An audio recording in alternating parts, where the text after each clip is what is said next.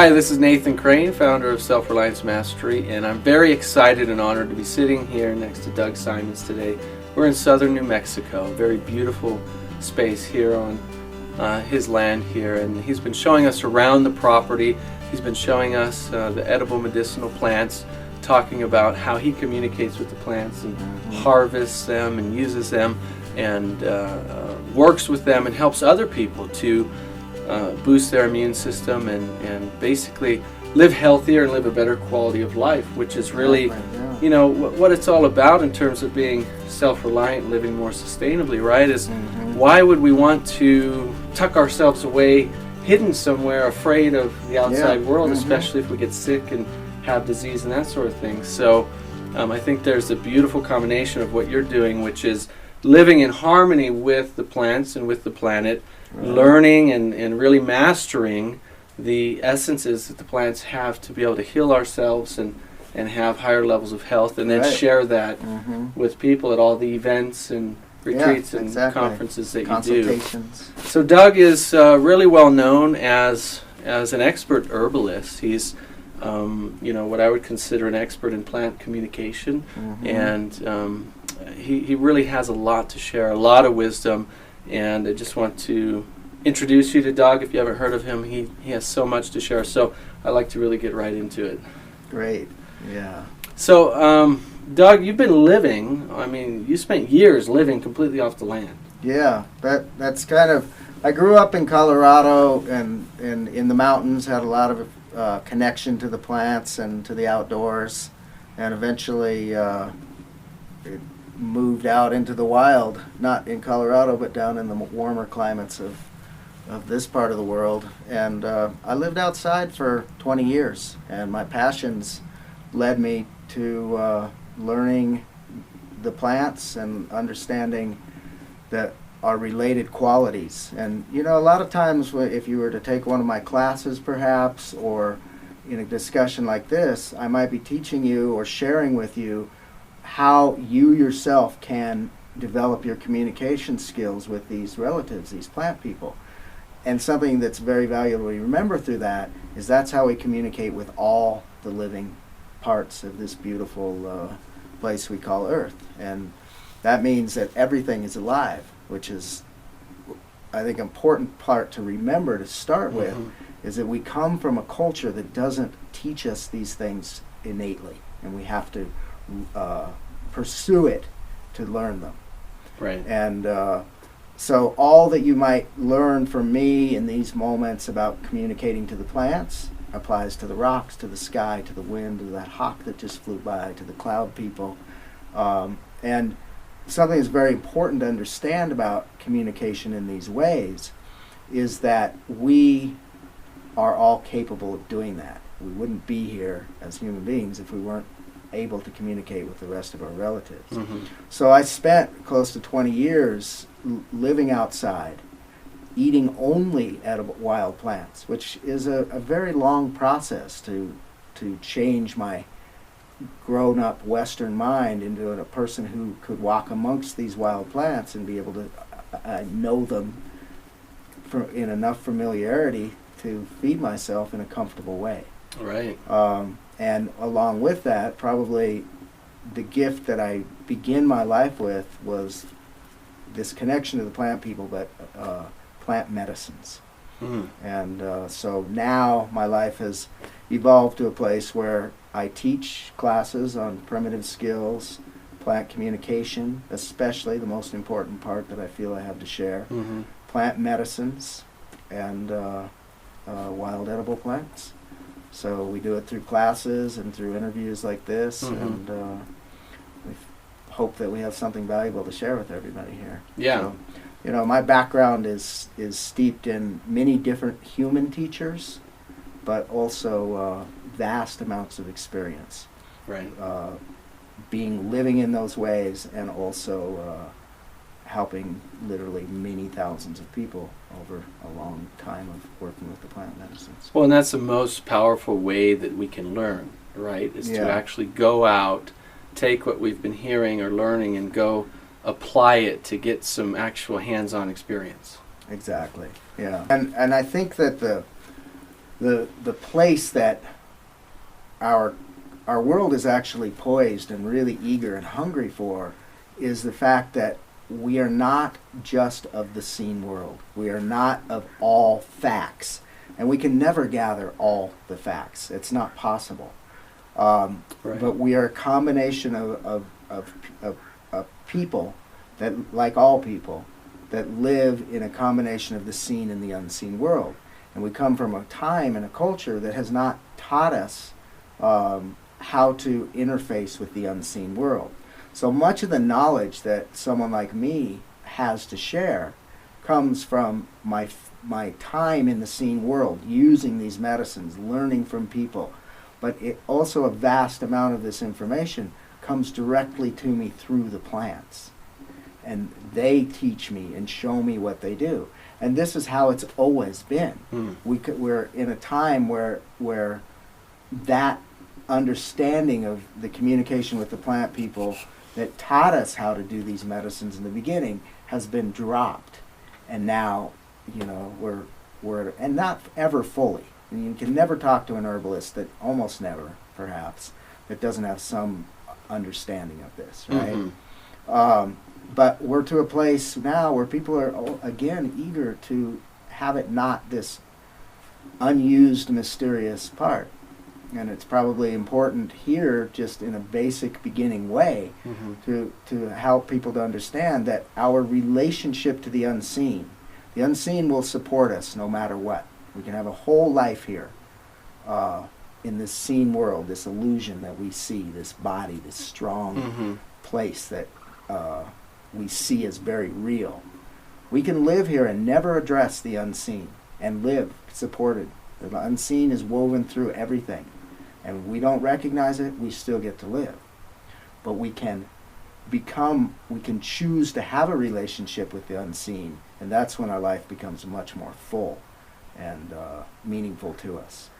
And all of our relationship to this unseen world is facilitated by movement in the seen. You have to do something. If you want to talk to a plant, you have to talk to them. There's always a movement. Right. You know.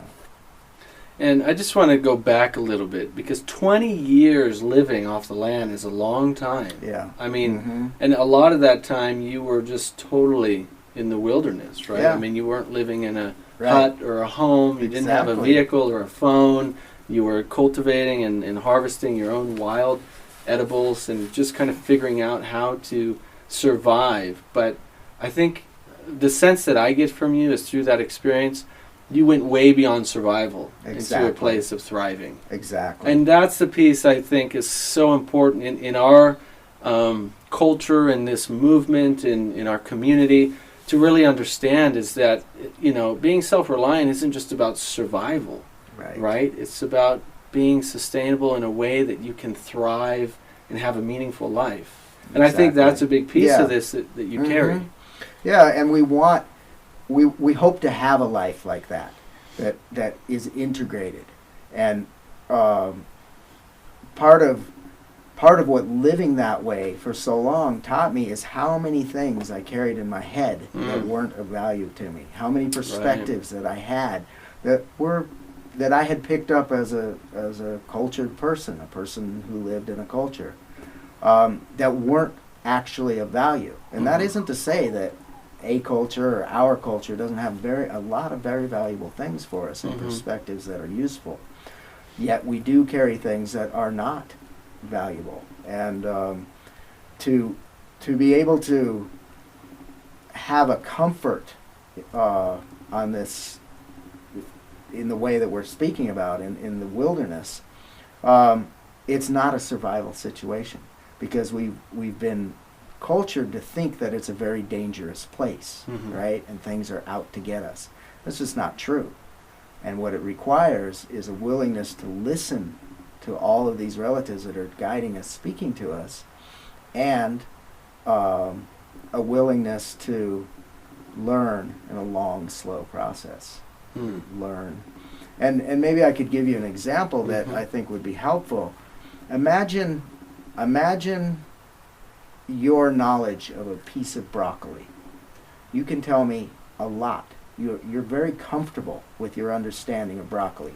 You may even know how it grows and what it looks like if you're a gardener. But if you're just a shopper, you can say when it's going bad. You know how yellow you individually may want to eat it. Mm-hmm. You can tell me when it's rotten. Mm-hmm. You can tell me that it is an edible plant. You can tell me that it's edible raw. You can tell me that it's edible cooked. You can also tell me probably a dozen ways that you've eaten it both raw and cooked. You can tell me that you prefer it not overcooked, or that that the stem maybe takes longer cooking than the head. Imagine entering a world of edible plants, and you know none of these things about any plant. Mm-hmm. That's why it takes a while Right. to learn these edible plants, because you need to gain that familiarity, because we want to thrive, right? Mhm. We want to be able to eat these plants in a way that we eat other foods, which isn't to say, and this is very, very important, we're not here to promote everybody learning how to eat wild plants so that they eat nothing else. That's not what everybody and most people want to do. Mm-hmm. But to be able to connect with these plants and have edible plants that you know how to eat, Mm-hmm. that's a really lovely experience. And many of them do taste very good and give us special nutritive qualities, but also offer that wonderful connection that often a very modern life is lacking and we crave. Right. And so I've, over the last decade or so in my kind of journey in understanding health and plants and Mhm. consciousness and Yeah. purpose for living on the planet and sustainability, I've come to realize and believe and accept that, plants are the greatest medicine for our body. Mhm. I don't take any pharmaceutical drugs. My family doesn't. My daughter doesn't. We, our physical type of medicine is all from plants. It's all from herbs and vegetables and these sorts of things. And so, I assume that you're from what we've been talking, that you use these as the most powerful medicine. Right. And I wonder if you can share a little bit about why that is. I mean, why have you, through your experience, come to find that these are the medicines of humanity, really? Mhm. Right.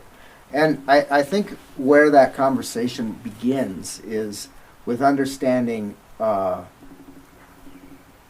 where our perspectives lies. Oftentimes we live our lives, and this will always be the case in some way, but we have perspectives that we have no idea that we have. We just live our life, and so unquestioned that we don't realize that could be a chosen point of view, and that there are other points of view. Right. And when it comes to medicine, we have grown up in a culture of allopathic medicine, which Mhm. is the hospital.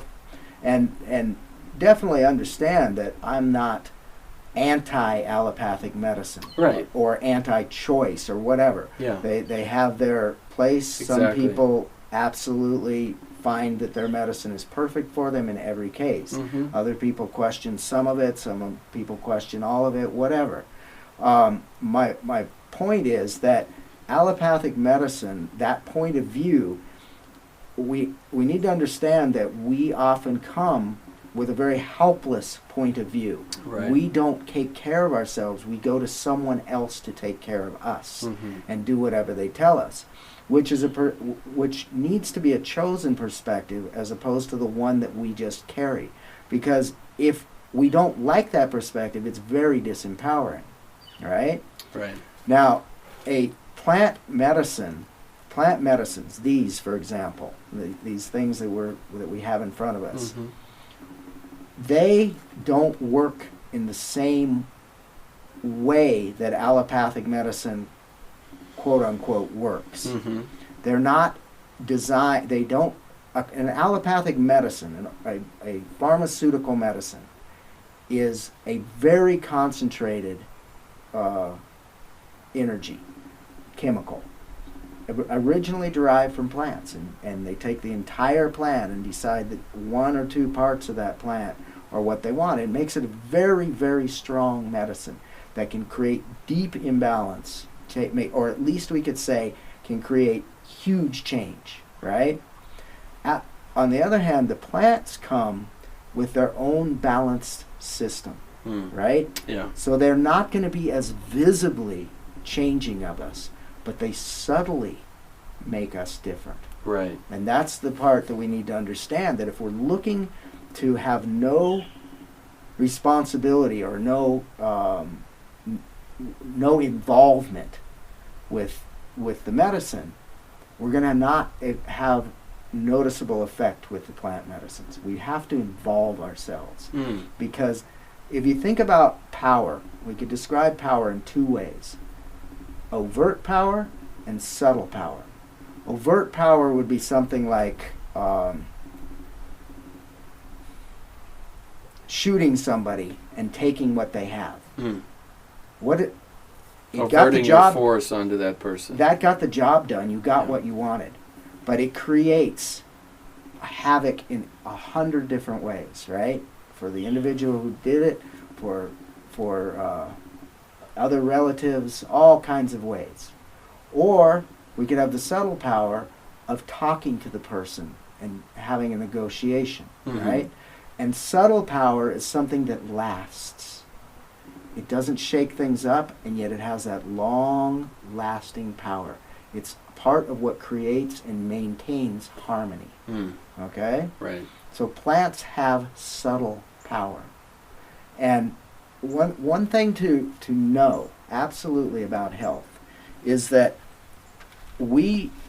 health looks like this. It's a moving, living experience.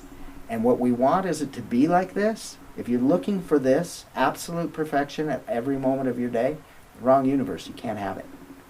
Health looks like this. And we're trying to avoid big changes and flying in compromised ways. Right. Right?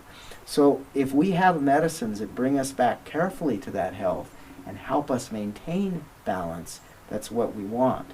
And it's probably important to think about what kind of nomenclature we choose or language. There really isn't anything like balance, because balance indicates a static condition. Mm-hmm. Our life and health is never static. We need to be involved and respond to what's going on in our body and around us, so that we manage this kind of balance. Mm-hmm. That's where these medicines work. And they come in herbal medicines work both as a healthy individual maintaining their health. That's one of the best ways to use these herbal medicines, to help us in a way that people might consider nutrition. But it's different than that. They're the best words we come up with are something like food medicine, Mm-hmm. because they nourish us when properly used, when prepared in mild ways. No culture has ever gone without the use of herbal medicines in a daily way. We're the only culture that has dropped that, or modern culture anyway, Mm-hmm. probably around the world. There's cultures that are not using these medicines in the way that maintains them. The Chinese have a saying, and they say, a day without tea, let's see if I can get this right. A day without food is better than a day without tea. A day without food, is better than a day without tea. Mm. So they're saying that's the power of these herbal medicines, that they give us health Mm-hmm. on a basically daily use, so long as we don't use them with too much without understanding how to make them. And, Right. and always we have to realize that herbal medicines are so less dangerous, non-dangerous Mhm. really. They don't carry danger, where pharmaceuticals, we've been trained correctly to Mhm. realize they can be very detrimental to your health, Right. used incorrectly. Herbs, you have to, it's very hard to do that to yourself, if it's even possible. Right. And these medicines change us from an imbalanced state to a balanced state. We have to begin somewhere. And in Chinese medicine, the foundation begins here. The best medicine is good food. Right. So understanding what that means, and that's actually a very natural and easy thing to understand, but it takes time because there's a vast amount of misinformation. Right. So if we're able to have an effective understanding of how food either gives us health or takes it away, then we can again have balance in our health, Mm-hmm. and then bring these medicines in to help us maintain that lovely, comfortable, enjoyable life. And when we've somehow experienced imbalance, whether we created it, which is almost always the case, Mm-hmm. through bad diet, lack of exercise, things like that. Basic things. Mm-hmm. Those are very basic things.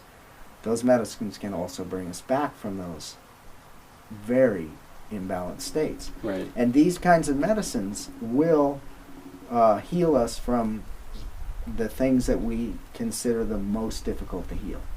They can, these alternative or holistic medicines, Mm-hmm. these herbal medicines, can and do all the time bring people back from very diminished states of health. Yeah. So they have that ability and that power, and it's a matter, I believe, of understanding how to use them. Right. And then there's a lot of basics. If you have really crappy herbs that came out of some other country years before, and they're powdered herbs of very diminished quality, or had Mhm. poorly harvested, poorly dried, they've lost their essence. They're not going to help. So we have to have the foundation of having high quality medicines to begin with. Right. And one thing that's coming to mind, since you mentioned, there's a lot of misinformation in health and food and all of that. I mean, Mhm. just one of the things that you can see just by shopping in your grocery store and probably in your daily life is this whole movement that happened around all these packaged foods that, because everyone was concerned about the fat, they started converting it to low fat. So now you think, oh, I can buy this because it's low fat, because fat's bad for me. But what they didn't tell you is the fat is what gave the food the flavor, right? Everyone was concerned about cholesterol because too much fat. So they took all the fat out and they replaced it with sugar. So now all these things that say low fat, the reason that it still tastes good is because they increase the sugar. And so, one box of a bowl of cereal, or one can of soda, or, one thing of yogurt says low fat, but it's really high in sugar, you're getting anywhere from 5 to 10 times the amount of sugar that you should be getting, Mm-hmm. that your body, actually needs. And then you look at the results of that. You look at the highest increase in growing rates of diabetes, which are sugar-related and diet-related issues. You look at cancer, Mhm. which is, cancer thrives on sugar.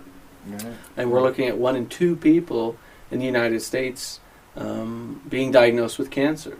1 in 2, that's 50%. 100 years ago, it was 5%. Under 5%. Now we're at almost Right, 50%. right, So yeah. these things are talking about diet-related, health-related. I mean, there's a lot of misinformation, but that brings us full circle back to nature. It brings us right back to the Mhm. plants and the Yeah. herbs and the natural medicines. I think it's important to not notice that in a historical way, no culture survives on bad food. Right. No culture survives on bad food. And either the culture evolves into a better diet or they disappear. And that's why we're able to look backwards at cultures that have a long, sustained health history Yeah. and gain some insight from Healthy how... into their 80s, 90s, Right, 100s. and for many generations, Yep. right? And then we can look at the foods that they ate in context and utilize them. So no culture survives on bad food. And if you stop for a moment and notice, the world really, but this culture itself, is on an amazing food revolution. Mhm. 10 years ago, there wasn't even a health food market.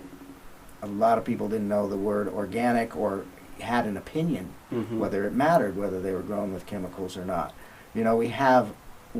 This culture is growing very quickly Right. for a vast amount of people. I know how fast I change. It takes a while. That's just an individual. We have all these individuals creating change to have a better understanding and better quality food, and it's happening. Right.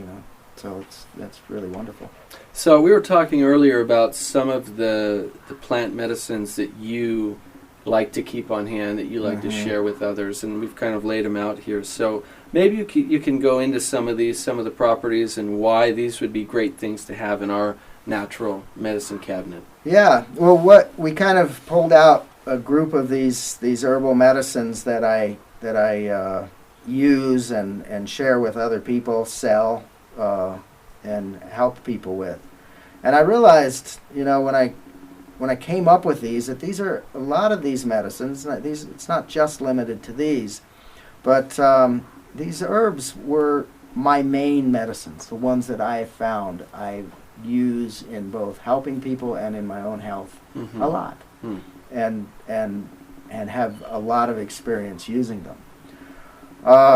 We put these out so that maybe we could just demonstrate a few, talk about them a little bit. And here we have this DVD that was put together a few years ago. And the reason we made this DVD is that it turns out that taking care of our teeth is a place in holistic or alternative medicine, whatever term we want to use. There's really very little information. Right. And people tend to are not empowered with options. So over many years, I have developed these procedures and understandings and perspectives of our teeth that allow an individual to take personal care of their teeth. Right. And maintain their teeth's quality. And we might start out by saying that the teeth are alive. And because they're alive, that means that they have an entire system for maintaining their integrity, and an entire system for for bringing them back to balance when they come out of balance. Just like cutting yourself with a knife, your skin will heal, and we know ways to facilitate that. How to avoid infection, all those things. Teeth are the same. And in this video, I've put all of that information in one place. So that's available. And I just want to say it's called Alternatives to Dentists, and it's a great DVD. I've seen it. And it's really interesting when you say your teeth are alive, because I knew that, but I didn't know it consciously until I heard you say it in the DVD. When you said, your teeth are living things. They require nutrients. They require being taken care of. We normally just think of them as these, things that we chew with, and they're supposed to look good so we can smile and people think good of us, or whatever the beliefs are around it. But, really looking at it at a deeper level, saying, it's like our hand, it's like our brain, it's like our tissue, our muscles, our heart. These things are living. They're growing. They're changing. They require nutrients. They require the right things to take care of them. And when I do the things you talk about in the DVD, the horsetail and the cleaning with the sticks and all of that, seriously, I've never felt my teeth cleaner than ever in my life. It's really incredible. Spectacular. And very, very simple too. Yeah, and it's elegant. It's simple. Anything that really works, anything that you find that really works, you'll see an elegant simplicity to it. Yeah. There's a natural flow. If you're going against nature, and in health, that means going against your natural body, it'll be a really hard road, and it won't take you where you want to go. But if you're going in with the natural flow, it will always turn out to be a fairly simple and elegant system. Yeah. And this Not is too only natural. So one of the medicines that we talk about in this DVD and for our health is an herb called horsetail, and here I have it ground in a bag for convenient use. This is and that's the dried plant. So we collect that plant and dry it and then grind it and make it available to people.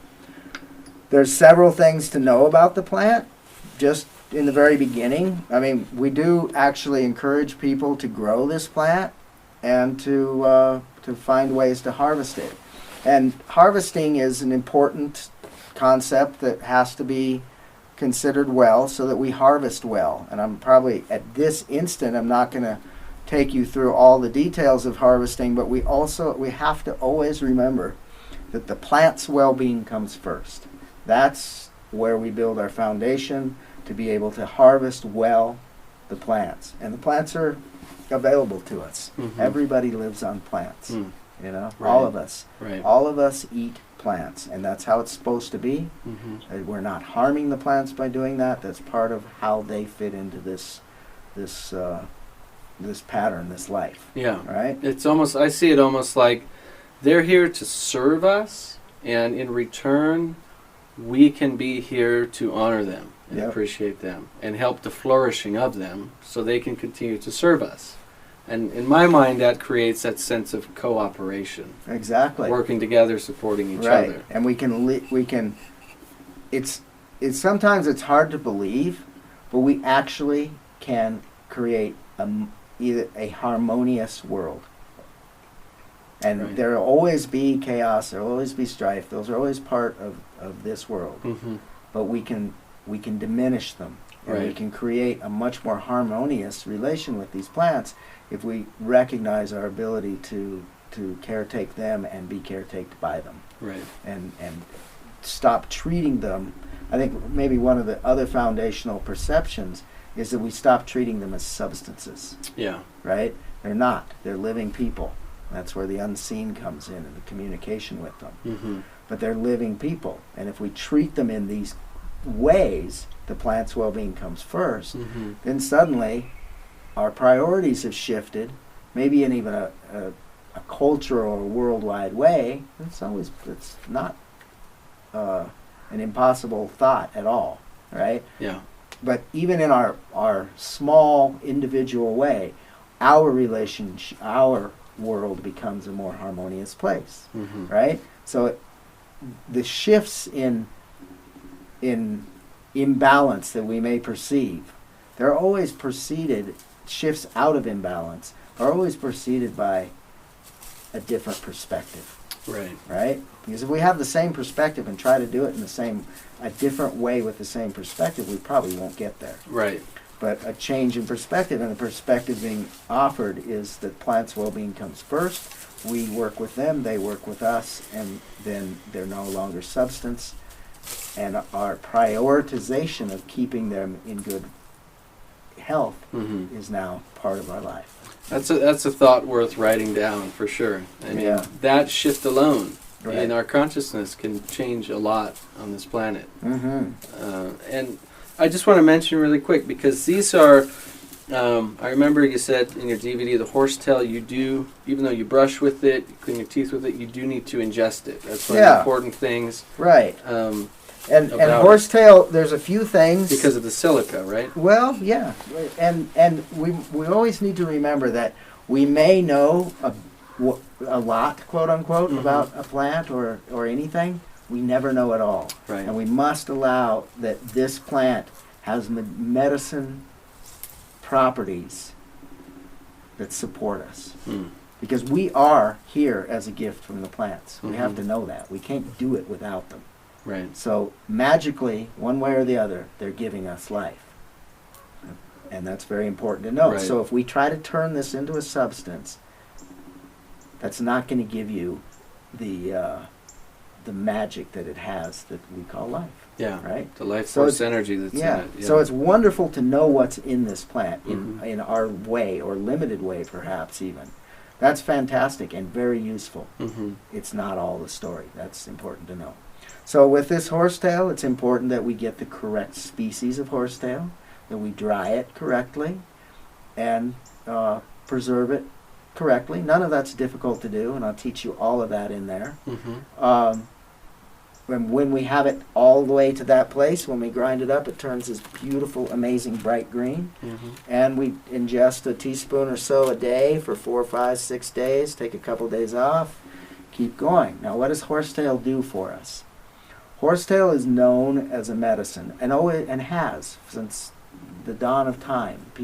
We can't remember when we first started to know these things, Mhm. but we learn more all the time.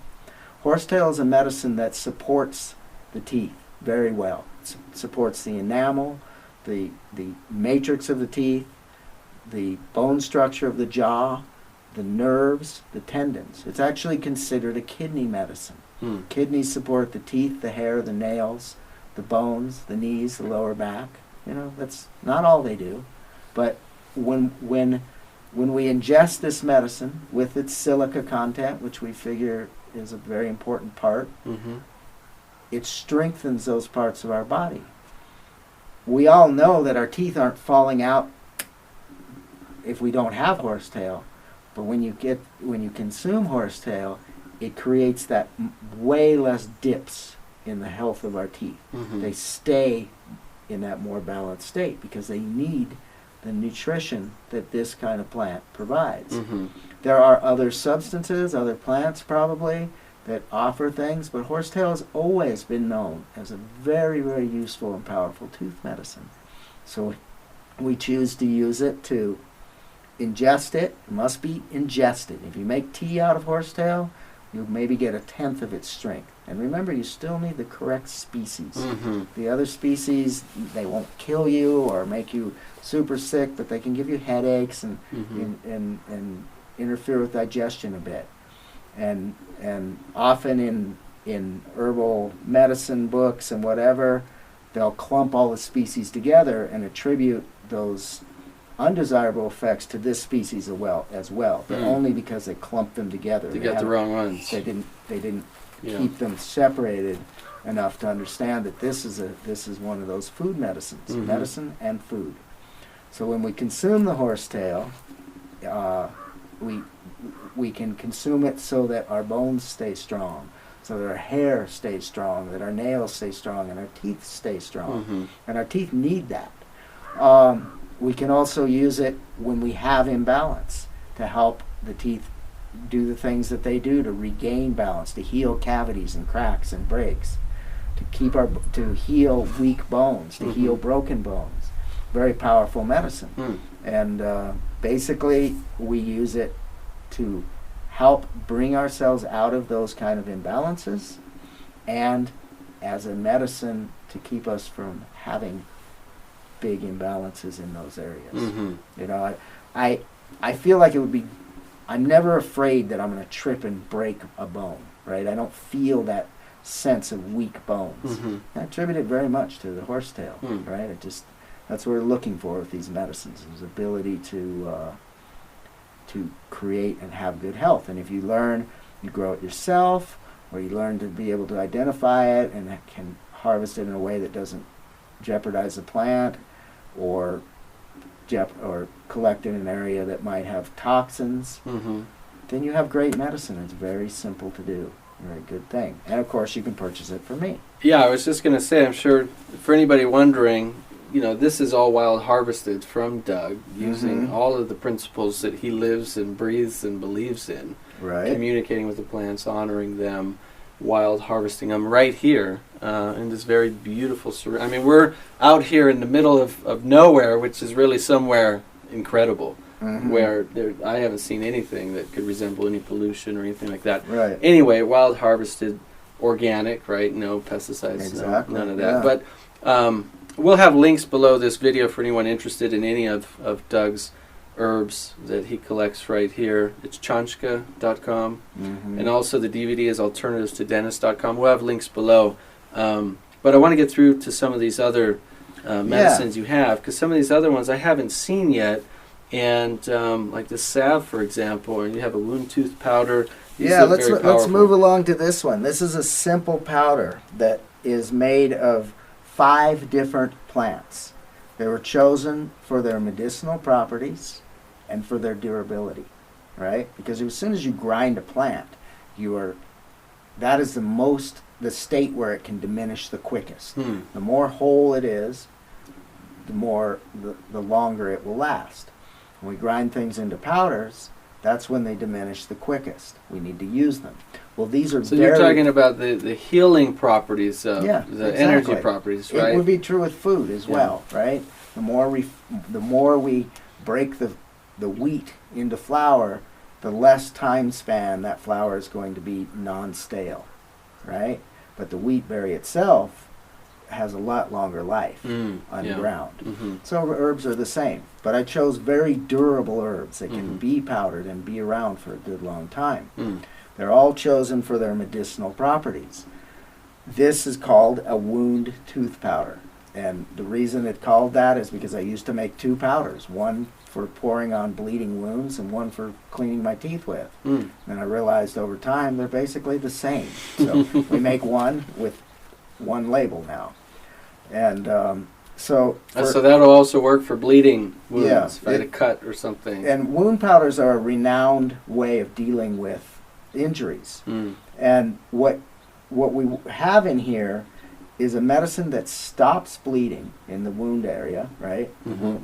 We're not talking about why it's going to be effective tooth powder. Mhm. That stops bleeding, prevents infection, and nourishes healing. Mm. Good combination, right? Mhm. Something you want around. I've used this powder to treat crazy deep cuts.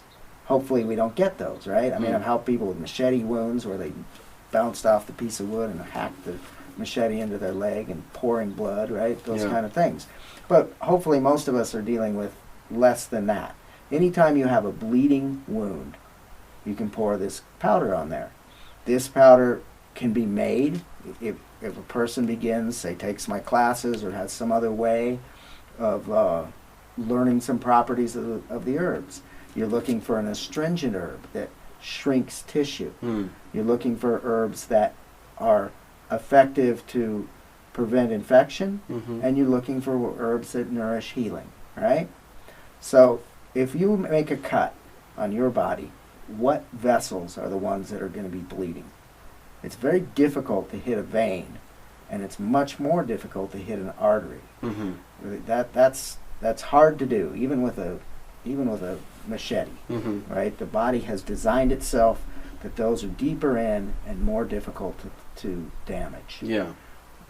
Whenever we're cut, almost always, it's coming from those tiny, tiny vessels that we call capillaries. You dump an astringent, which is a tightening, shrinking medicine, right? If you were to put some of this tooth powder on your tongue, you'd feel like your tongue tighten, right? There's an astringent quality. You pour that on those tiny, tiny blood vessels and it closes them and stops the bleeding. Works incredibly well. And you have the rest of the medicine to follow through with. It integrates with the blood and creates this scab. Very powerful. It's an herbal medicine that's extremely useful. Mhm. We use it as a tooth powder, and that means that you would put this powder on your toothbrush and literally brush your teeth with it. Just exactly like you would use toothpaste. Instead, you use this powder. The astringency tightens the tissues of the gums. The herbs in here balance the pH in the mouth. Mhm. They also stimulate. You don't want to just take the gums are naturally a boggy, moist tissue. So you want them to have integrity. You want them to tighten up a bit. But if we tighten them up too much, we can cause them to shrink and have recession. Mhm. So instead, we tighten them up and at the same time offer stimulating herbs that bring circulation. So now you have very healthy gum tissue. There's also medicine in here, these herbs, that balance the pH and create a setting for the bacteria that we want in our mouth instead of the bacteria that we don't want. Mhm. Makes for very good for damaged gums, for maintaining high quality gums, and also excellent for maintaining tooth quality. Mhm. These two items alone are often all one needs to maintain high quality teeth and avoid imbalances. Often in America at this time, people already have imbalances in their teeth that they have to bring back to balance and then maintain. Right. What are some of the main herbs in there that create some of those healing effects? Yeah, okay, well, some of them the people may know, and some of them you won't. They're all regional herbs. One of them is a root we call red dock, and that root is very astringent, and it has the perfect properties. It's clean, it grinds well, no fiber, it's very durable, and it's lovely and astringent, right? We have some of the medicine from the desert southwest, the chaparral. Mm-hmm. We have a little bit of dry, hard pine pitch. We have a plant called yerba mansa, and a little bit of juniper pitch, and a tiny bit of white sage. Mm. Yeah. And that combo makes for the medicine that we're talking about. And that's a formula you figured out for yourself Yeah. when you were living. Mm-hmm. Absolutely. Yeah. That's incredible. And, there's so much to share, Mm-hmm. but we share what we can. Right. This is an amazing medicine for people who have staph sores, Mm. or on a staph sore, They just pour it on and leave it on, or Yep. do it as a... Yeah, it usually, wrap if they or- get big enough, they're wet and weepy in the staph. So they need the dry... Yeah. Right. Okay. And depending on the individual, we're not here to discuss the whole process of how to heal staph, which is actually not hard to do if you understand why you got it and where it came from. Mm. But this is part of that process, and sometimes enough. Okay. So we can move along to this next item, which is what we call pine pitch salve, and sell it in various quantities. This is a salve, very simple salve. It has very high quality olive oil infused with chaparral. And that needs to be done correctly so that when that oil is infused, it has a strong essence of the chaparral. Mm. And chaparral is a plant that very revered medicine of the desert and used since the dawn of time for treating skin problems, Mm-hmm. right? So simple ingredients. Mhm. Needs to be done correctly. Many salves that are made, they smell and just like beeswax and olive oil because they didn't infuse well, Mm. right? Yeah. It's still kind of useful. Beeswax and olive oil is kind of Mhm. nice on your skin. They But if didn't we pull want out the essence of of the the plants. plant, so it has to be infused correctly, Right. right? We want a nice chaparral oil. Into that, we melt, and there's a bunch of tricks to getting it right. We melt as much pine pitch as we can into there and keep it from being sticky, Mm. okay? And then a little touch of beeswax to mollify the texture the way we want it. Mm-hmm. Now you have a very powerful salve. Pine pitch is the blood of the tree. So it's the pine pitch itself is dealing with exactly the same energies that we do as a tree, trying to avoid healing injuries, avoiding infections, exactly like us, Mm-hmm. right? Very powerful medicine. It's also a drawing agent. It draws toxins and infection out of something. I built this salve originally for skin problems, eczemas and things like that. Mm. So it's fantastic for it. Absolutely. Diaper rash, any kind of skin outbreak. It draws it out. Very effective. Once we started using it, which was 25 years ago now, we realized it's perfect for everything. Mm. People love to put it on their bodies, face, lips, Good for burns too? Any kind of burns? or- small burns, yes. Small burn? Once you get to a larger burn, you really need to move to a poultice, like with a prickly pear. Yeah. Okay. It can be too painful without something like that. Yeah. Minor burns, it's excellent. Mm. Excellent for keeping your hands pliable, but not losing the callus, Mm. right? Keeping them flexible and lovely and not dry. Fantastic for cracks in the heels. I'm going to need to get some because since I moved to New Mexico, it's a lot, believe it or not, it's been a lot drier than Arizona where Yeah. we were. Yeah. And my hands are cracked all over. My heels are cracked all over. You'll I've been be using amazed. a couple different salves.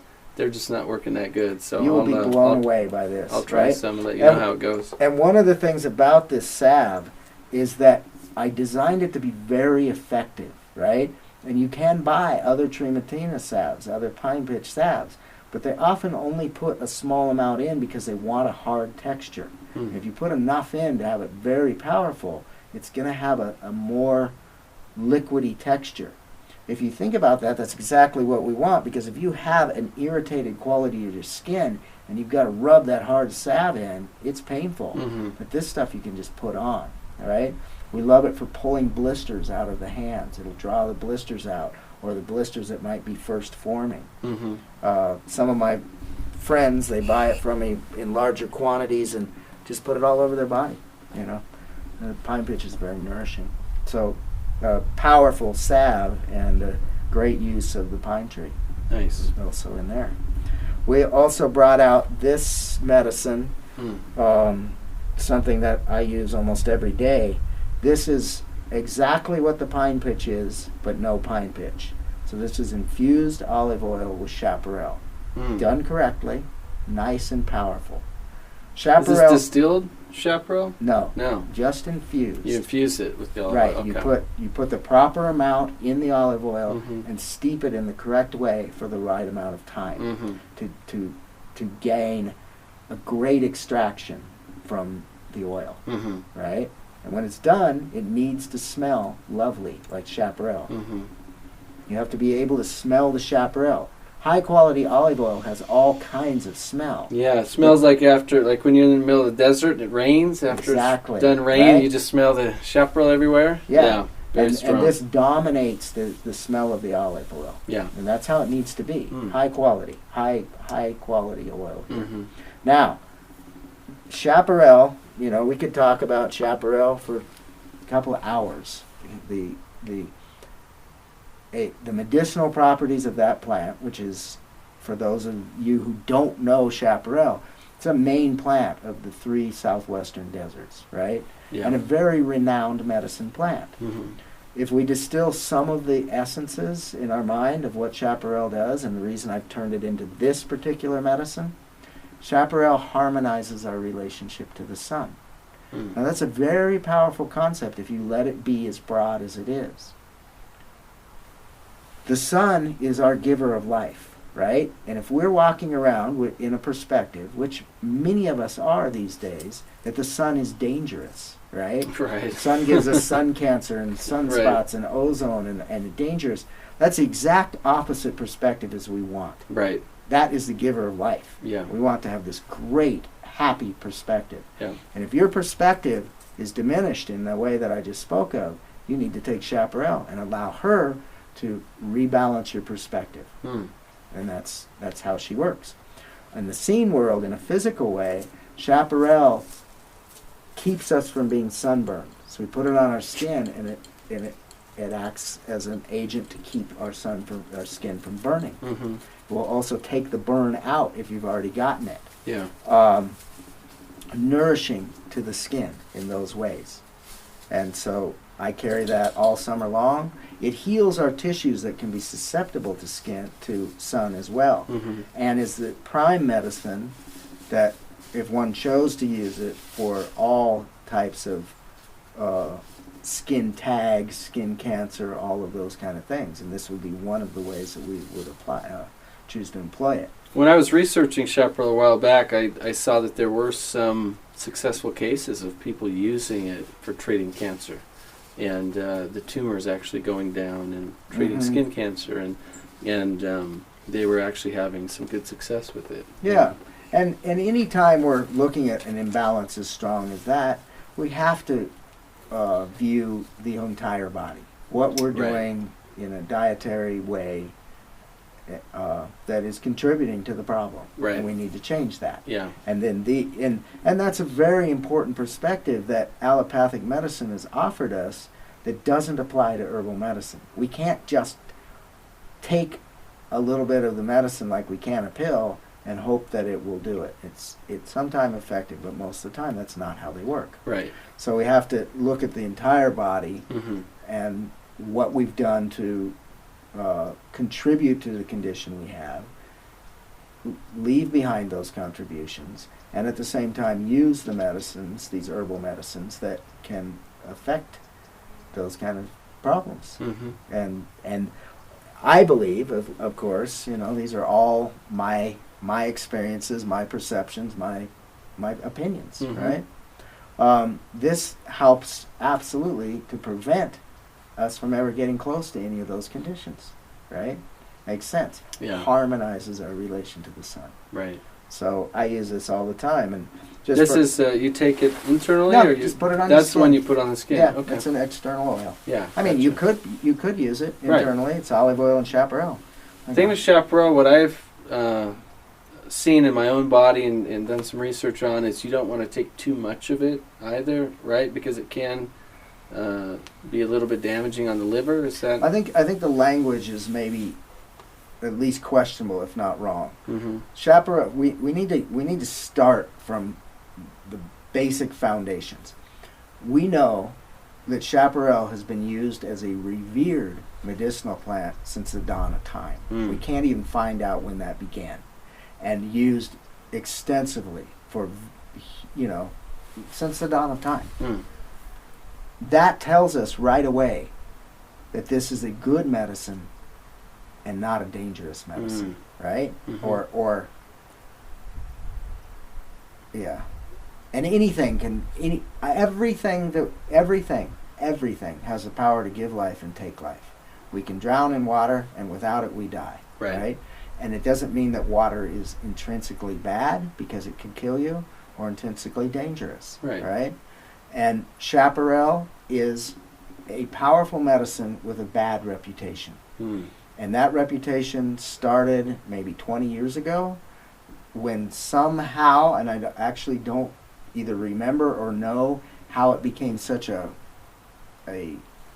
publicized event, but some individual died from liver cancer while taking chaparral.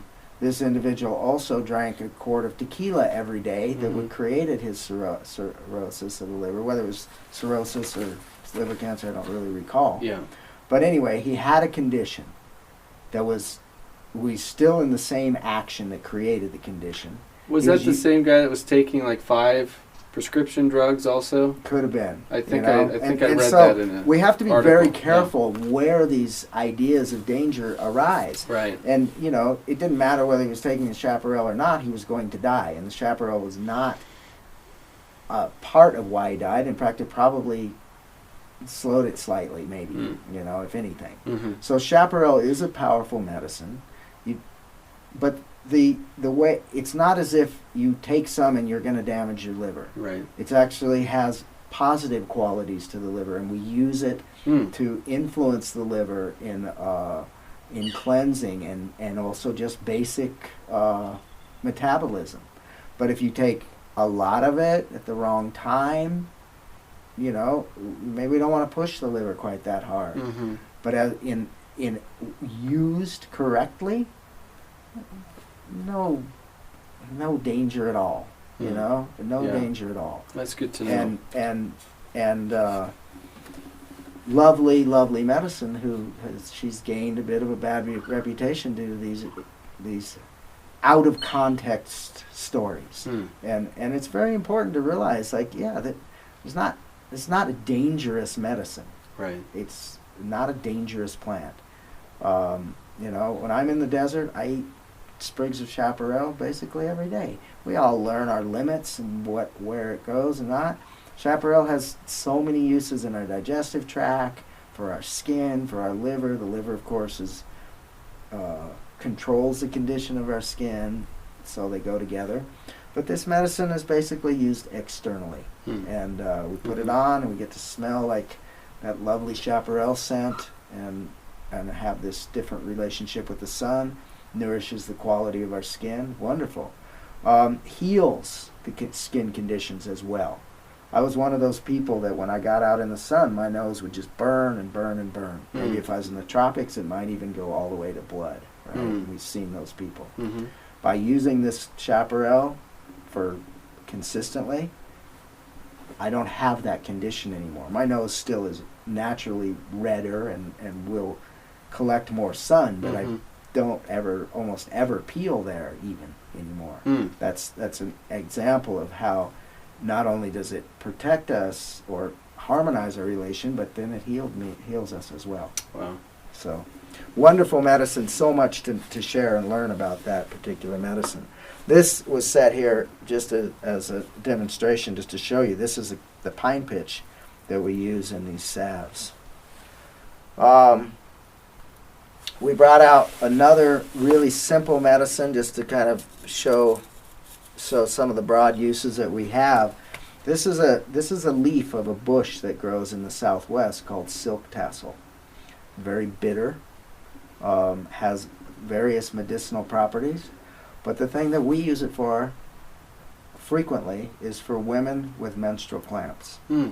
Very, very powerful. Now, if a woman has menstrual cramps, that indicates that there's an imbalance that we could take care of through a longer discussion, right, with that individual. But it shouldn't have bad cramps. That's an indication of an imbalance. Yet, as a person is either healing through the other modalities that we would use, or they just need help right now, perfect medicine. And what we recommend is that you take a person with a woman with a menstrual cramp, she takes and chews a leaf. If she were to use something like a Tylenol, all women recognize this. You take a Tylenol and you might not know whether it was enough Tylenol for 20 minutes or half an hour. And by then maybe you've taken too much. Right. This happens very quickly. You chew a leaf, within several minutes you can tell whether that was enough. One leaf might be enough. Not, you chew a second leaf, maybe a third, maybe all the way up to 5 leaves. That's for a pretty major cramp or someone who has a different response to the medicine. But they're very, very effective and a lovely medicine for those moments. And Wow. And we have many. If one is versed in herbs in any way, they know there's a lot of medicines around for that experience. Nothing matches this. Really, silk Really, tassin. yeah. And it's also a medicine. You can chew just the fresh. These dried, fresh or very, dried. very durable, Mm. very durable in Mhm. dried form, right? To just chew, and so it's convenient, easy to carry, won't get damaged much with time. It could be a year, even a year and a half old, 2 years, still good medicine. Ideally, we want it a little fresher, and also because its basic way it affects the body is it's relaxing the involuntary muscles, but it's mostly effective with the organs, right? That's why it's such a good medicine for menstrual cramps. So it's fantastic medicine for crampy digestion as well. You use it in the same way. Oh, okay. Yeah. And that takes us to one last plant that we decided to bring out here, or I did. This is a medicine from the low desert, and it's a medicine called Chaparro amargosa.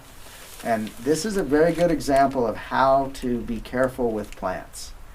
This is not a worldwide plant. Every place we go, there will be some medicine that will help us, right? So the people who live in faraway places would be better off to learn their medicine as opposed to use a plant from a region where it's fairly limited in its distribution. We use very small amounts of this very interesting deep desert plant, right? She never has a leaf, and she is she once in a while will make very tiny leaves and very tiny flowers. But mostly she's this huge shrub of nothing but thorns, green thorns.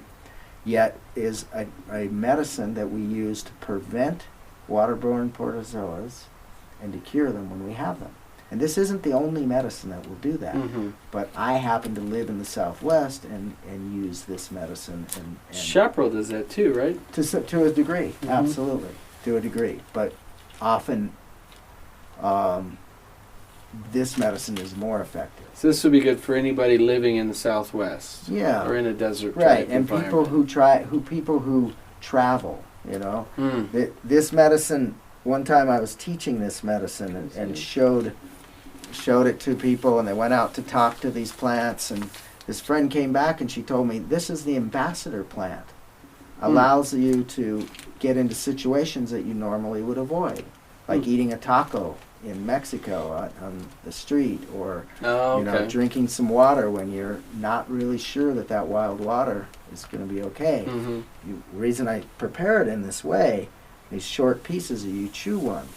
So if you're in a traveling situation or a hike, you chew one or two while you're hiking, or right after you've ingested something that you're not sure about. Very, very helpful, and it allows us to go into situations we normally might not, and also even in a situation that we're being cautious in, traveling, for example, Mm-hmm. allows us to avoid those digestive problems. They can be really strong.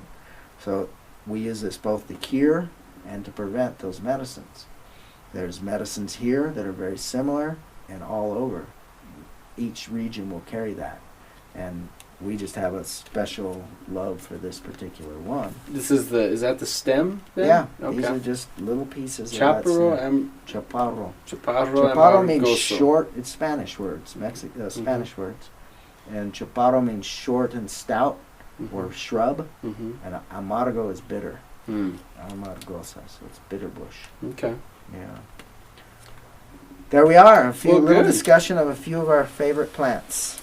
Well, thank you, Doug. I think this is, I'm going to be adding some more of these to my medicine cabinet. I did a video the other day, and I promised to show my medicine cabinet, and I forgot to.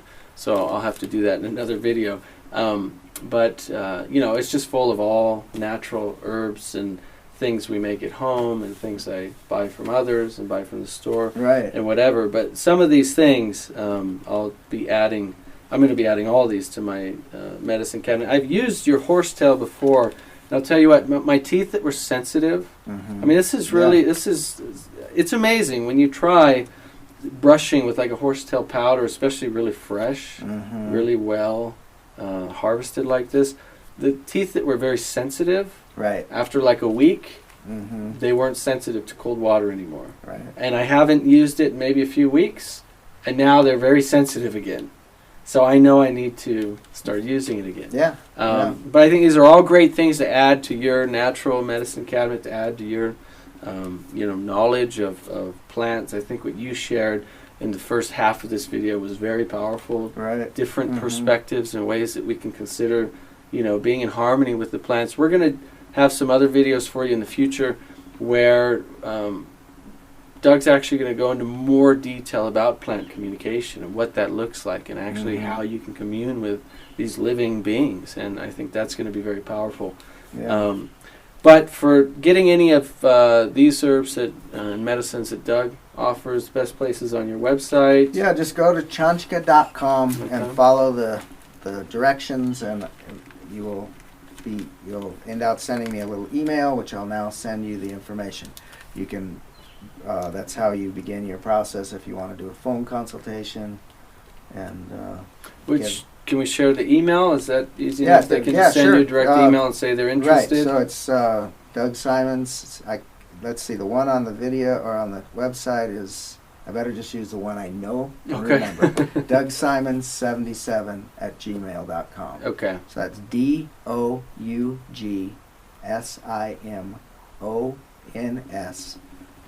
77 at gmail.com. Got it. So, yeah. And if you forget that, you just go right to the website that says chanchka.com.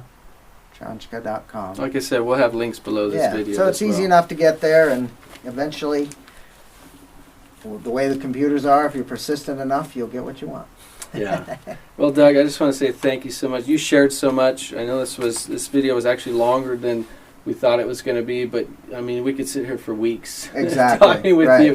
And you Yeah. have classes and you have Mhm. retreats and different things that you do, so people can get connected with you come about and those as well. Spend a few days learning all of these things. Often people come to more than one, because there's a lot of information. It takes a while to get it, and then you use it and come back for some more. Yeah. Eventually, what we're hoping for people. I mean, people get what they want. We Mhm. hope, but one of the things that we have to offer is a real comfort in communicating with these other relatives, Mhm. and a nice, strong knowledge of the plants, and these kind of perspectives that I'm trying to offer brief pieces of in this video, so that you're not trying to use a plant in a way that the plant has a difficulty responding to you, Right. right? Yeah. So Well, good. get all of that, and remember, these plants are wonderful live people who are here to support us and help us, and we just have to interact with them and get their gifts. Well, thank you. And thank you all for tuning in. Thank you for being a part of our community. Really appreciate you spending your time and your feedback here with us and your thoughts and comments. And Appreciate you, Doug, for sharing so much. So Yeah, thank you, Nathan. thank you so much. Right. And we'll talk to you guys next time. Take care.